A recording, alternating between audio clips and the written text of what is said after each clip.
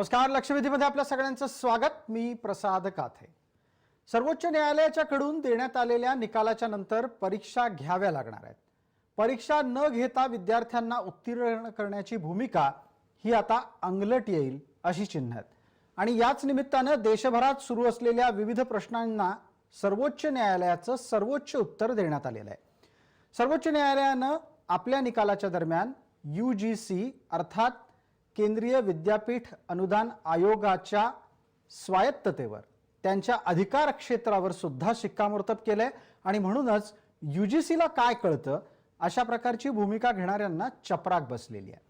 सर्वोच्च न्यायालयातलं हे प्रकरण आणखी न लांबता निकाली निघाल्यामुळे विद्यार्थ्यांनी मोठ्या प्रमाणात निश्चितच सुटकेचा निश्वास सोडलाय. दुसऱ्या बाजूला परीक्षा न देता आपण उत्तीर्ण होऊ शकतो अशी भावना बाळगलेल्या विद्यार्थ्यांच्या मनात कदाचित शंकेची आणि चिंतेची पाल नक्कीच चुकचुकलेली असेल. एका बाजूला ते विद्यार्थी आहेत ज्यांना परीक्षा देऊन चांगले मार्क मिळवत आपलं स्वतःचं करिअर घडवायचं आहे. दुसऱ्या बाजूला ते राजकारणी आहेत ज्यांना परीक्षा न देता आम्ही तुम्हाला पास केलं असं सांगून विद्यार्थ्यांच्या मतांची बेगमी करायची आहे. एका बाजूला हे घडत असताना दुसऱ्या बाजूला कोरोना काळात विद्यार्थ्यांच्या शैक्षणिक आरोग्याची, त्यांच्या शारीरिक आरोग्याची काळजी आम्हाला आहे असं राज्य सरकार म्हणतात. महाराष्ट्राच्या सरकारनं थेट परीक्षा घेणं शक्य नाही अशी भूमिका घेतल्याच्या नंतर हवी तेव्हा परीक्षा घ्या, पण परीक्षा घ्यावीच लागेल इतकं स्पष्ट मत केंद्रीय पातळीवरून अर्थात सर्वोच्च न्यायालयाकडून देण्यात आलंय. आणि म्हणूनच परीक्षा तर होणारच आहेत. आजची लक्षवेधीतली चर्चा त्याच संदर्भात.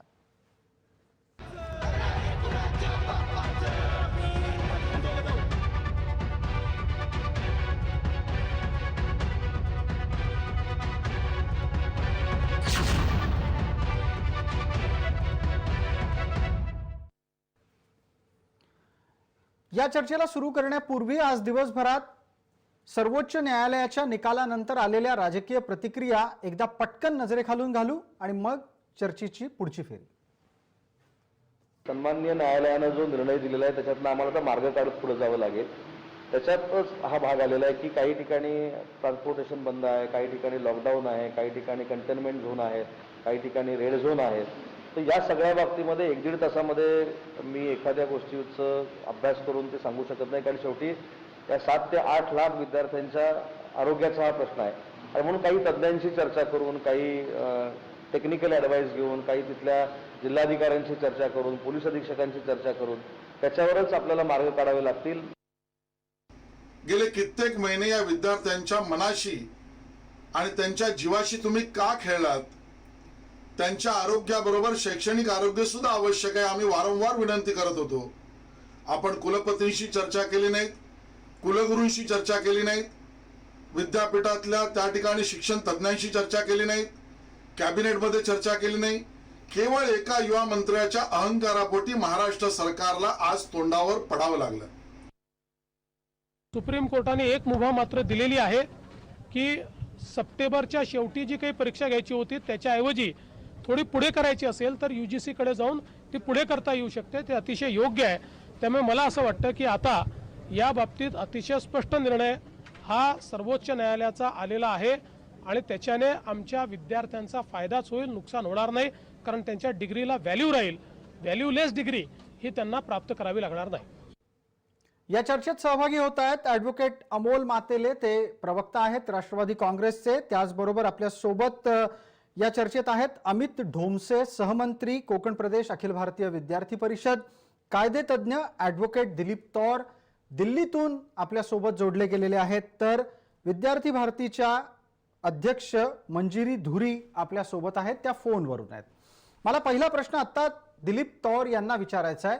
दिलीपजी, सर्वोच्च न्यायालयात निकाल वाचनाच्या दरम्यान नक्की भूमिका काय घेतली गेली ज्यातून परीक्षा न घेता उत्तीर्ण करणाऱ्या राज्यांनी स्पष्ट संदेश घेतला पाहिजे?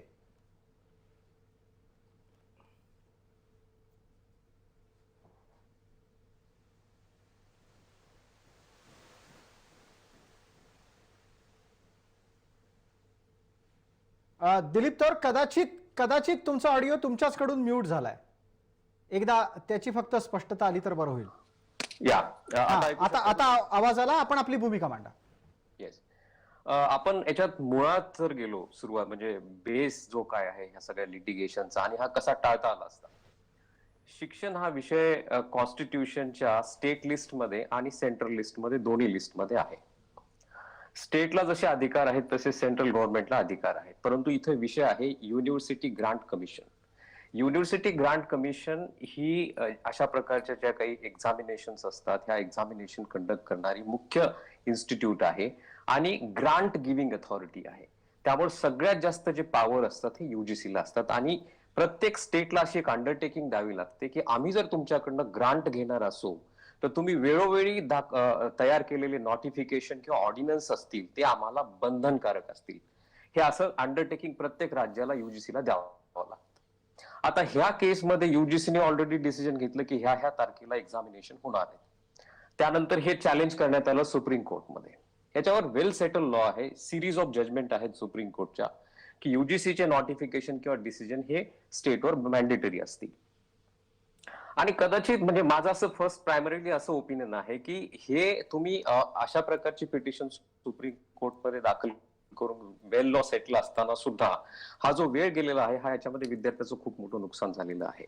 आणि सुप्रीम कोर्टने ऑब्व्हियसली जे जजमेंट्स किंवा जे आतापर्यंतचे निवाडे आहेत त्यानुसारच त्यांनी भूमिका घेतली की जर आम्ही कुठलीही इव्हन सुप्रीम कोर्ट सुद्धा थांबलेलं नाहीये पॅन्डेमिक मध्ये. सुप्रीम कोर्ट ऑनलाईन चालू आहे, प्रत्येक इन्स्टिट्यूट चालू आहेत. तर मग तुमच्यामध्ये असं काय एक्स्ट्रा ऑर्डिनरी सिच्युएशन आहे की ज्यामुळं तुम्ही ही एक्झामिनेशन देऊ शकत नाही. That is number one. Number two, central युजीसीनी जे काही डिपार्टमेंट ऑफ एज्युकेशन आहे, सेंट्रल डिपार्टमेंट ऑफ एज्युकेशन त्यांनी क्लिअरली सांगितलं की अराउंड मोर दॅन 6,000च्या वर म्हणजे अबाव 80% लोक जे स्टुडंट आहेत ते एनरोल सुद्धा त्यांनी केलेले आहे एक्झामिनेशनसाठी. पण अशी परिस्थिती असताना आता ही परत पोस्टपोन करणं that is not proper for the Supreme Court. This is number two. Number three, supreme कोर्टने याच्या अगोदर बाकीच्या केसेसमध्ये असे डिसिजन दिलेले होते, त्यामुळे सुप्रीम कोर्ट ह्या केसमध्ये वेगळं काही करणार नाही हेही दिसून येत आहे. त्यामुळे आता स्टेट गव्हर्नमेंटकडे एकच, जर त्यांना काही एक्स्ट्रा ऑर्डिनरी सिच्युएशन किंवा एक्स्ट्रा ऑर्डिनरी सर्कमस्टन्सेस दाखवायचे असतील तर त्यांनी युजीसीला रिप्रेझेंटेशन करणं गरजेचं आहे as per the supreme court order. ठीक आहे. या 3 कायदेशीर बाबींची स्पष्टता चर्चेच्या अगदी सुरुवातीच्या टप्प्यात आल्यामुळे आपल्या सगळ्यांना या पुढच्या चर्चेच्या दरम्यान त्याचं भान बाळगता येईल अशी अपेक्षा आपण करूया. मला ॲडव्होकेट अमोल मातेले यांना आता विचारायचं आहे. अमोलजी, राज्य सरकार तारीख बदलून घेणार आहे की परीक्षा ठरल्याप्रमाणे सप्टेंबरमध्ये महाराष्ट्रात होणार आहे? नाही, आज जो सुप्रीम कोर्टाचा जो निकाल आलेला आहे त्याला अधीन राहून राज्य सरकारचे उच्चतंत्र शिक्षण मंत्री उदय सामंत यांनी सांगितलं आहे की त्याचा अभ्यास करू. आज जर तुम्ही ते जजमेंट पाहिलं असेल तर 160 पानांचं आहे. मला पण दुपारी ती कॉपी मिळाली, परंतु संपूर्ण वाचता आलेली नाही. त्याचा संपूर्ण अभ्यास करून त्यावरती निर्णय करावा लागेल. आपल्याला माहिती आहे कोरोना-19चा प्रकोप झाल्यामुळे संपूर्ण महाराष्ट्र आणि देशभरामध्ये प्रचंड अशी स्थिती निर्माण झालेली आहे. सगळ्याच ठिकाणी कोरोना कंट्रोल होत नाही. कंट्रोलची जी कोरोनाची संख्या जी आहे दिवसेंदिवस वाढते. अशा परिस्थितीमध्ये परीक्षा घेणं हे योग्य होणार नाही. परंतु युजीसीनी या ठिकाणी एक निर्णय करणं गरजेचं होतं की ह्या परीक्षा जशा कोर्टाने आजचा जो निकाल दिला आहे हा ऑनलाईन निकाल दिलेला आहे.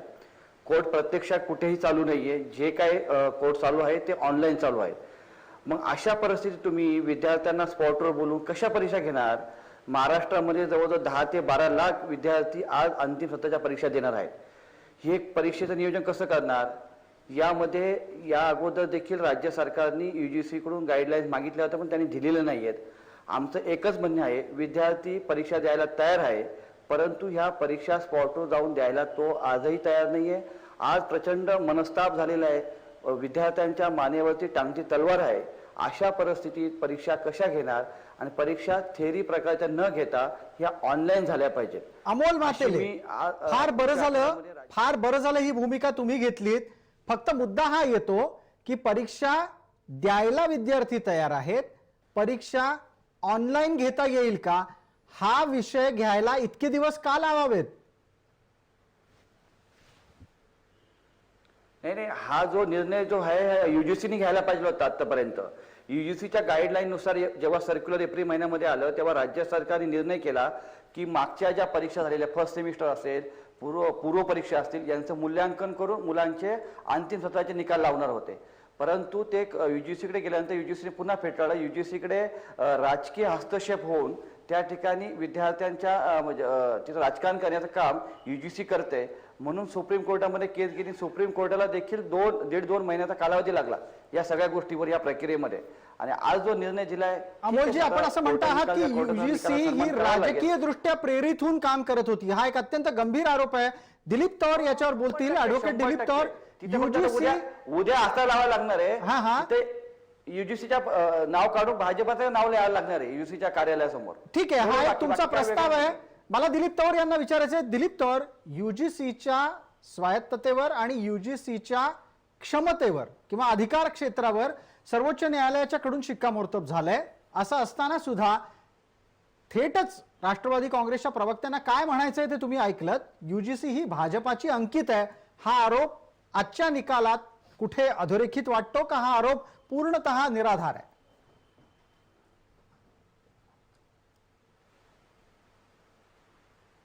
दिलीप तौर, काही मला वाटतं परत एकदा तुमचा आवाज म्यूट झालेला दिसतोय. माझा प्रश्न पोहोचला का? आता ऐकू येते तुम्हाला? हो हो, माझा प्रश्न पोहोचला असेल तर मी अगदी बोला.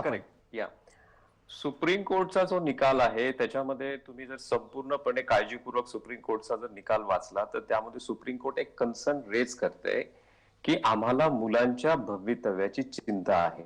That is number 1. आणि ही एज्युकेशन ही कंटिन्युअस चेन आहे, तुम्ही त्याला ब्रेक करू शकत नाही. जर तुम्ही ब्रेक केलं तर तो मुलांचं अकॅडमिक इयरचं नुकसान होऊ शकतं. तुम्ही त्याला पोस्टपोनही करू शकत नाही. So it's a continuous chain, you cannot break it. If you break it, it will be destroyed. आणि एक लार्जर इंटरेस्ट विद्यार्थ्याचा बघून त्यांनी हे निर्णय घेतलेला आहे. जो दुसरा तुम्ही मुद्दा उपस्थित केला, autonomy of the educational, UGC is concern. UGC ही एक ऑटोनॉमस बॉडी आहे, घटनेच्या प्राविधानाप्रमाणे तयार झालेली, आणि ती त्याच्याप्रमाणे काम करते. हे बघा, गव्हर्नमेंट येतात जातात, कधी ह्या साईडला गव्हर्नमेंट असतं, कधी त्या साईडला गव्हर्नमेंट असतं, परंतु ह्या ज्या इंडिपेंडंट बॉडी आहेत त्या शिक्षणासाठी काम करतात आणि त्यासाठीच त्या बनलेल्या आहेत. त्यामुळे म्हणजे थोडक्यात सर्वोच्च न्यायालयानं UGC वर राजकीय भार किंवा राजकीय हस्तक्षेप असल्याचा मुद्दा मान्य केलेला नाहीये. मला अमित डोमसेंना चर्चेमध्ये घ्यायचंय. अमितजी, राज्य सरकारला आता जे काही म्हणावंसं वाटतंय ना की ऑनलाईन होऊ शकतं, विद्यार्थी तयार आहेत परीक्षा द्यायला, या भावना बदलण्याच्यासाठी आजचा दिवस यायची गरज होती का? अधिक जागरूकपणे भूमिका घेता आल्या नसत्या का? हट्ट होता का कोणाचा आजवरची परिस्थिती आणण्यात? नक्कीच सर, आपण पाहिलं तर आज हा एक याचा निकाल लागलेला आहे. पण एका संघटनेच्या राजकीय फायद्यासाठी त्यांनी पत्र लिहिल्यानंतरच शिक्षण मंत्र्यांना जाग कसं काय आली? कुठल्याही कुलगुरूंशी चर्चा न करता, कुलपतींना विचारत न घेता, कुठल्याही शिक्षण तज्ज्ञांचं मत विचारत न घेता शिक्षण मंत्र्यांनी या संदर्भातलं पत्र UGCला लिहिलं आणि त्याच्यानंतर हा निर्णय घेण्यात आला. नक्कीच एका संघटनेच्या राजकीय फायद्यासाठी काय राजकीय फायदा असू शकतो? म्हणजे विद्यार्थ्यांना परीक्षा न घेता पास करणं, याच्या इतका शैक्षणिक क्षेत्रातला अत्यंत दुर्दैवी आणि कालातीत परिणाम करणारा दुसरा कुठला विषय असू शकतो? नक्कीच राजकीय फायदा काय आहे त्याच्यात? तुम्ही वारंवार राजकीय फायदा म्हणताय. याच्यामध्ये जे आजचे शेवटच्या वर्षाचे विद्यार्थी ते उद्या जाऊन त्यांच्या संघटनेचं काम करतील, त्यांना राजकीय फायदा देतील. आज विद्यार्थ्यांना वाटू शकतं की बिना परीक्षेचा पास होईल, यात काही विद्यार्थी खुश होतील, परंतु याचा दुर्गामी परिणाम हा त्यांच्या भविष्यावर होणार आहे हे त्यांना आज समजत नाहीये. पण याचा विचार शिक्षण मंत्र्यांनी करायला पाहिजे होता आणि त्यांच्या भविष्याचा विचार करून UGCने सांगितलंय ऑनलाईन पद्धतीने, ऑफलाईन पद्धतीने वेगवेगळ्या मार्गांनी तुम्ही एक्झाम घेण्याचे पर्याय त्यांनी पहिल्यापासून सुचवत आलेले आहेत. परंतु कुठल्याही प्रकारचा पर्यायाचा विचार न करता आडकाठी भूमिका घेत विद्यार्थ्यांच्या भविष्याशी खेळण्याचं काम या राज्य सरकारने केलेलं आहे. मंजिरी धुरी, आता भूमिका बदललेल्या आहेत का? सर्वोच्च न्यायालयाचा निकाल तुम्हाला अमान्य आहे?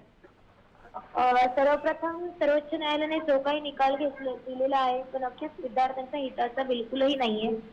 असं विद्यार्थी भरती म्हणून मी सांगू इच्छिते. कारण की जो काही लाखो विद्यार्थ्यांचा विचार इथे होणं गरजेचं होतं आणि कोरोनाच्या काळामध्ये परीक्षा घेण्याचा जो काही त्यांनी निर्णय दिलेला आहे किंवा पोस्टपोन करा आणि तेही राज्यांनी युजीसीकडे पोस्टपोन करायची मागणी करायचा असा जो काही त्यांचा निर्णय दिलेला आहे. तर मला असं वाटतं की आत्ताच्या काळामध्ये ही सिच्युएशन नाही आहे की पोस्टपोन करून तुम्ही कधीपर्यंत परीक्षा घेणार आहात किंवा कधी परीक्षा घेता येतील अशी सिच्युएशन आपल्याकडे आहे ती नाही आहे. मंजिरी तर पुरी, मला- आपल्याकडे वेगळे वेगळे पर्यायही आहेत, त्या पर्यायांचा सुद्धा विचार होत नाहीये.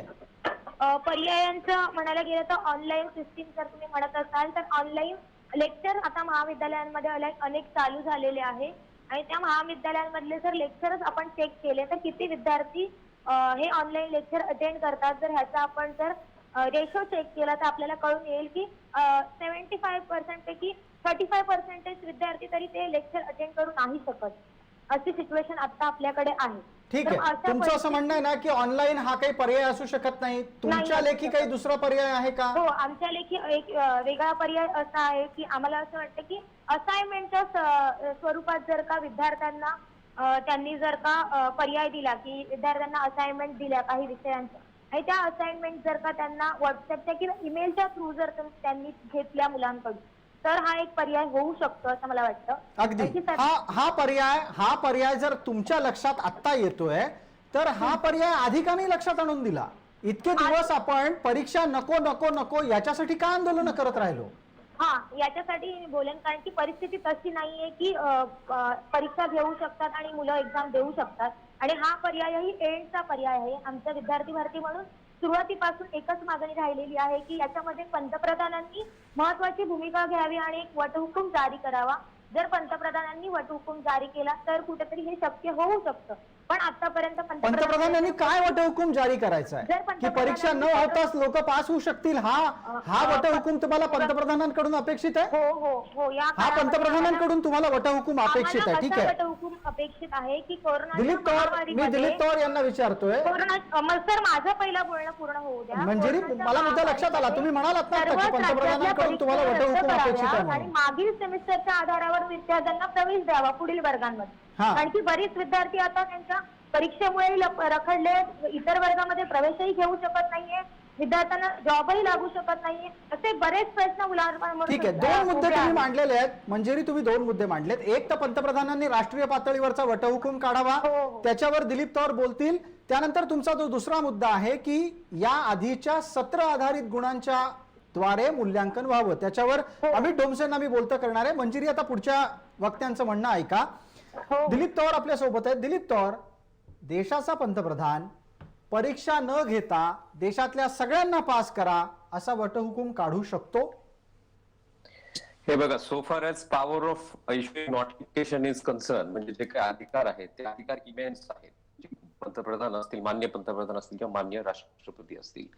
परंतु अशा प्रकारचा वटहुकूम काढणं की तुम्ही विदाउट एक्झामिनेशन पास करा, that is going to set a wrong precedent for the future generation. आणि ते असं पटत नाहीये त्या पद्धतीनं होईल असं. नंबर एक. बरोबर, नंबर हा दोन, एक मुद्दा. आणि मग आता पुढचा छोटासा उपमुद्दा असा आहे की बिना परीक्षा पास करण्याचा देशाच्या बौद्धिक संपदेवर राष्ट्रीय आणि आंतरराष्ट्रीय पातळीवर काय नकारात्मक परिणाम होणार आहे?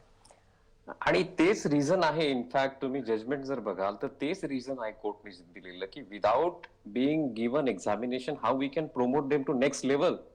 आणि तुम्ही तुमची जी बौद्धिक संपदा आहे, तुमचं जे काही इंटेलेक्च्युअलिटी आहे, how future generation is going to assess it. Merely आज पॅन्डेमिक सिच्युएशन आहे म्हणून तुम्ही एक्झामच घेऊ नका. यू शुड हॅव सेड की ठीक आहे, आजच्या ऐवजी तुम्ही उद्या एक्झाम घ्या किंवा परवा एक्झाम घ्या. That is one option which was available. पण विदाउट एक्झामिनेशन पास करा वगैरे. बरोबर आहे. कोर्टाने दिलीप तर मग already ह्याच्यात हे- एक पुढचा मुद्दा, छोटासा मुद्दा आहे, त्याचं पण एक पटकन उत्तर आपल्याकडून घेतो. विद्यार्थ्यांच्या आधीच्या सत्रांच्या आधारे त्याचं मूल्यांकन करून त्यांना पास करणं, हा पर्याय विचाराधीन येऊ शकतो अजूनही, का आता तो शक्य नाहीये? नाही, आता शक्य नाहीये, कारण आता सुप्रीम कोर्टचं जजमेंट आहे आणि सुप्रीम कोर्टच्या अगोदर बाकीचेही जजमेंट्स आहेत. म्हणजे हे पहिल्यांदा सुप्रीम कोर्ट म्हणत नाही. तुम्हाला माहिती असेल, नीटच्या बाबतीमध्ये रिव्ह्यू पिटिशन आजच दाखल झालेली आहे आणि ती वेगवेगळ्या राज्यांनी परत दाखल केलेली आहे. अगदी. तर सुप्रीम कोर्ट त्यावर खूपच क्लिअर आहे की we are not examination holding authority. Who is authority? It is the UGC, and UGC has a power. UGC has passed, given its ordinance, notification has been issued. Now state has to follow it. अगदी. आता याच्यातला एक पुढचा मुद्दा घेऊन आपण जातोय अमित डोमसे यांच्याकडे. अमितजी, विद्यार्थ्यांनी या आधीच्या सत्रांमध्ये ज्या पद्धतीचे गुण मिळवलेले आहेत त्या गुणांच्या आधारे त्यांच्या अंतिम वर्षाचं मूल्यांकन व्हावं, ही मागणी अखिल भारतीय विद्यार्थी परिषदेच्या अभ्यासातून कशा प्रकारे विद्यार्थ्यांसाठी घातक सिद्ध झाली? कारण त्याच मागणीच्या आधारे तुम्ही धुळ्यामध्ये उदय सामंतांना भेटायला गेला होतात आणि तिथे जे घडलं ते सगळ्या जगाने पाहिलं. आत्ताच्या घडीला मला सांगा, आधीच्या सत्रांच्या आधारे मिळवलेले मार्क हे अंतिम वर्षाच्या परीक्षेसाठी देणं सुद्धा विद्यार्थ्यांसाठी चांगलं आहे की वाईट आहे? अंतिम वर्षाची परीक्षा याला एक वेगळं महत्त्व प्राप्त असतं. आपण पाहायला गेलं तर खूप वेळा आपण असं पाहतो की अंतिम वर्षाला एक स्पेशलायझेशन सब्जेक्ट हा विद्यार्थ्यांना असतो. त्यामुळे आधीच्या सत्रांच्या आधारे त्यांचं हे मूल्यांकन करणं योग्य नाही. आणि हे मूल्यांकन राष्ट्रीय आंतरराष्ट्रीय पातळीवर स्वीकारलं जाईल का, त्याचा पुढे त्यांच्या भविष्यावर काय परिणाम होणार आहे याचा कुठेही विचार या राजकीय पक्षांनी केला नाही. जर समजा तरीही अंतिम वर्षांच्या मूल्यांकनासाठी आधीच्या 2 वर्षांच्या किंवा आधीच्या सत्रांच्या गुणांनाच प्रमाण मानलं तर विद्यार्थ्यांचं काय नुकसान होईल, त्याच्यावर अधिक बोला. नक्कीच सर, काही विद्यार्थ्यांचं असं असतं की आपण शेवटच्या वर्षात तो विद्यार्थी मार्क ग्रेस करण्याचा प्रयत्न करत असतो, तो जास्त प्रयत्न करत असतो की जर त्याचा आधीचा रिझल्ट थोडा खराब लागला असेल तर तो इम्प्रूव्ह करण्याचा प्रयत्न त्याचा हा नेमका अंतिम वर्षामध्ये असतो. ही संधी त्याची जाऊ शकते आणि हा प्रश्न राहतोच की आंतरराष्ट्रीय पातळीवर किंवा इतर विद्यापीठांमध्ये हे त्यांचे मार्क्स त्यांना पुढील प्रवेशासाठी स्वीकारले जाणार आहेत का. अगदी. अमोल मातेले, या सर्व परिस्थितीचा अभ्यास करता आता राज्य सरकारनं लवकरात लवकर परीक्षा घेण्याच्या साठीची पद्धत आणि तारीख ठरवायला हवी, त्याचं मंथन सुरू झालंय का सरकारमध्ये? नाही, काय माहिती का, निकाल आज सकाळी आलेला आहे. त्यानंतर आता सुप्रीम कोर्टाचं जजमेंट आलेलं आहे. ते जवळजवळ 160 पानांचं आहे. त्याच्यावरती थोडा अभ्यास करून त्याच्यावरती निर्णय घेतलेला तो योग्य राहील. कारण आता आपण सांगितलं की अंतिम सत्राच्या पूर्व परीक्षा होतात, प्रथम सत्र परीक्षा होतात, ते मूल्यांकन करून देखील निकाल लावता येतो. परंतु आता मला तुम्ही सांगा, ह्या वर्षी अमोल मातेले असं मी नाही म्हटलंय, तसा एक पर्याय दिला गेला चर्चेमध्ये, तो पर्याय आता शक्य नाही असं आपल्याला कायदे तज्ञांनी सांगितलंय.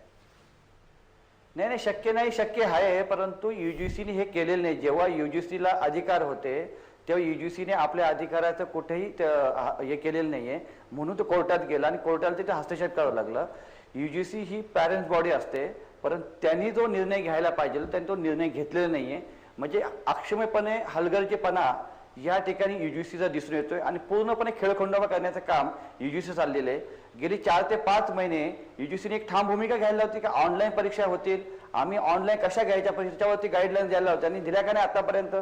आणि आजही जरी आपण परीक्षा घ्यायचं म्हटलं, 1 महिन्याने म्हटलं तरी घ्यायचं सांगू इच्छितो, पहिल्या पत्रापासून युजीसीच्या पहिल्या पत्रापासून ऑनलाईन पद्धतीने open book test, report writing अशा अनेक प्रकारचे पर्याय युजीसीने उपलब्ध करून दिले, पण याच्यावर कधीही राज्य सरकारने विचार केला नाही. त्यांनी कायम मी तुमच्यामध्ये बोललो नाही, कायम अभ्यास घेण्याची मगाशी काय म्हटलं, अंतिम सत्रामध्ये एखादा विषय घेतला तो अंतिम सत्रामध्ये नसतं, असं कुठं होतं काय तुम्हाला? स्पेशलायझेशन विषय स्पेशलायझेशन विषय अंतिम सत्राला, अंतिम सत्राच्या परीक्षेमध्ये देखील तो विषय असतो. आणि तुम्ही काय सांगताय, तुम्हाला काय माहित नाही, काय नाही बडबड करताय तुम्ही. स्पेशलायझेशन सब्जेक्ट मध्ये बोललो का? ठीक आहे.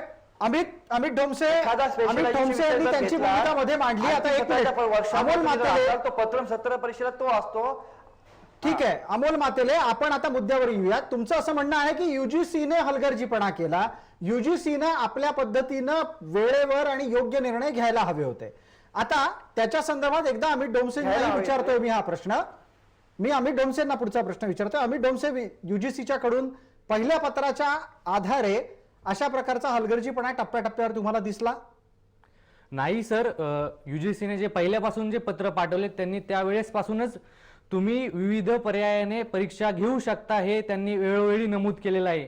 Online, offline, open book test, report writing अशा अनेक प्रकारचे पर्याय त्यांनी विद्यापीठाला उपलब्ध करून दिले होते. त्यावर विद्यापीठाने विचार करणं गरजेचं होतं, परंतु यामध्ये कुठेही विद्यापीठाला निर्णय घेऊन न देता याच्यामध्ये राजकीय हस्तक्षेप केला गेला आणि त्यामुळे अमोल हा मासेला सगळी गडबड- राजकीय हस्तक्षेपाचा आरोप आता वेगळ्या बाजूने व्हायला लागलाय. नाही हे बघा, युजीसीची जेव्हा गाईडलाईन्स आली होती की तुम्ही त्यांनी 2-3 पर्याय दिले होते. त्या पर्यायानुसार राज्य सरकारने एक निर्णय केला की मागच्या सत्राच्या ज्या परीक्षा झालेल्या आहेत, पूर्व परीक्षा असतील, प्रथम सत्र परीक्षा असतील, त्याच्या मूल्यांकनावरती ते निकाल लावणार होते. बरोबर. तो निर्णय झाल्यानंतर युजीसीच्या पोटामध्ये पोटशोळ उठला आणि त्यांनी तो निर्णय रद्दबादल केला. हे असे जर निर्णय रद्द केले तर हे कसे काय, हे प्रलंबित राहणार ना. अमोल आता मात्र 4 महिने, का अजून पुढे पोटशोळ 2 महिने उठला असेल? हेच होत राहणार. युजीसीचं काय आहे की ज्यात त्यांची या पोटदुखी ठिकाणी व्हावी? पूर्णपणे युजीसी विद्यार्थ्यांच्या भवितव्याची खेळखंडोबा करत आहे. माझा पूर्णपणे त्याच्यावरती आक्षेप आहे. जेव्हा त्यांना काही निर्णय घ्यायची वेळ होती त्यांनी तेव्हा निर्णय घेतलेला नाहीये आणि जर त्यांनी निर्णय घेतला असता तर ही आजची वेळ आली नसती. पण अमोल घरी मातेले- बसून देखील विद्यार्थ्यांनी परीक्षा देऊ शकल्या असत्या. अमोलजी, जर समजा युजीसी पहिल्या पत्रापासून परीक्षेचे विविध पर्याय देत होती तर युजीसीनं पर्याय दिलेच नाहीत आणि युजीसीला हलगर्जीपणा करायचा हा आरोप कितपत वजनदार ठरेल? आता त्यांनी पर्याय दिले, ते एक पर्यायाचा राज्य सरकारने अंमलबजावणी केलीच ना. त्यांनी पर्यायाला अधीन राहून राज्य सरकारने अंतिम सत्राच्या ज्या परीक्षा होत्या त्या परीक्षेचे निकाल कसे लावायचे, कसे ठरवायचे, हे सगळं एक कमिटी गठीत केली होती. मुंबई विद्यापीठाचे कुलगुरू सुहास पेडणेकर सर आहेत, ते या कमिटीचे अध्यक्ष होते. त्याच्यामध्ये काही डायरेक्टर, संचालक होते. उच्चतंत्र शिक्षण विभागाचे संचालक 7 लोकांची कमिटी तयार केली. अशा सर्व लोकांनी तो निर्णय केल्यानंतर तो शिक्षण तज्ञ सगळ्यांशी बोलून हा निर्णय घेतलेला की अंतिम सत्राच्या परीक्षा न घेता निकाल लावले तर योग्य राहील. कारण ही कोविडची परिस्थिती पाहता परीक्षा घेणे शक्य होणार नाही. जर घेतल्या तर विद्यार्थ्यांच्या आरोग्याच्या धोक्यात येऊ शकतं आणि कोविडचा प्रादुर्भाव वाढू शकतो. अच्छा, हे तुमचं शक्य असं म्हणणं होणार आहे नाही. की अंतिम वर्षाच्या अजूनही 1 परीक्षा न महिन्यानंतर- घेता विद्यार्थ्यांना उत्तीर्ण करण्याचा निर्णय राज्य सरकारचा आजवरचा योग्य होता. आता तुम्ही निकाल वाचन करून पुढची भूमिका ठरवणार आहात. मंजिरी धुरींना मला विचारायचंय. मंजिरी धुरी, तुम्ही थोड्या वेळापूर्वी असं म्हणालात की आता विविध प्रकारचे वेगळे पर्याय विचारात घेऊन परीक्षा व्हाव्यात. एक अंदाज मला सांगा, तुम्ही विद्यार्थी संघटनेच्या नेत्या आहात. जर समजा परीक्षा करायच्या असतील तर त्या ऑक्टोबरमध्ये करायच्या आहेत का आपल्याला दिवाळीच्या नंतर करायच्या आहेत? पहिली गोष्ट मी हे क्लिअर करते की परीक्षा आताही होऊ नयेत अशीच माझी मागणी आहे, अशीच विद्यार्थी भरतीची मागणी आहे. आणि जर त्यांना घ्यायचंच असतील किंवा नसेलच काही पर्याय तर मी पर्याय सांगितलेला आहे की आपण जे असाइनमेंटच्या माध्यमातून विद्यार्थ्यांना पास करण्यात यावं. आणि विद्यार्थी भरती म्हणून आम्ही ज्या मागण्या केलेल्या आहेत की जर मागीलच्या सेमिस्टरच्या आधारे जर विद्यार्थ्यांना पास करता येत आहे तर ते केलं गेलं पाहिजे. जसं FY/SYच्या विद्यार्थ्यांना मागील सेमिस्टरच्या आधारे मंजिरीजी, हा विषय नाही राहिला आता. हा पर्याय आता नाही राहिला. मी तुम्हाला काय विचारलं होतं की आता जर परीक्षा घ्यायच्या असतील तर कधी घ्यायच्या? मला आताची सिच्युएशन नाही आहे परीक्षा घेण्यासारखी आणि मी नाही सांगू शकत की ते कधी घेतल्या गेला पाहिजे. कारण की जर तुम्ही कोरोनाच्या आकडेवारी जर बघितली तर दिवसेंदिवस ही वाढतच जाताना दिसते आहे. कुठेच कोरोनाच्या आकडेवारीमध्ये कमतरता दिसत नाही की कमी झालेली दिसत नाही. ठीक आहे, तुमचं असं म्हणणं आहे की तुर्तास हे सांगता येणार नाही की परीक्षा कधी घेता येतील. आता या मुद्द्यावर मी थांबतो. एक छोटीशी जाहिरातीची विश्रांती घेऊन लवकरच परत येऊ. लक्षवेधीच्या पुढच्या भागात आपल्याला उत्तरं शोधायची आहेत की परीक्षा घ्यायच्या असतील तर आपल्याला काय करावं लागेल आणि परीक्षा घेण्याच्यासाठी समाजाची मानसिकता खरंच आहे की ती तयार करावी लागणार आहे. आपण पुढच्या चर्चेची जेव्हा सुरुवात करू तेव्हा विनंती इतकीच की पुन्हा एकदा जुनं उगाळत बसण्यापेक्षा आपल्याला नव्याचा शोध घ्यावायचा आहे.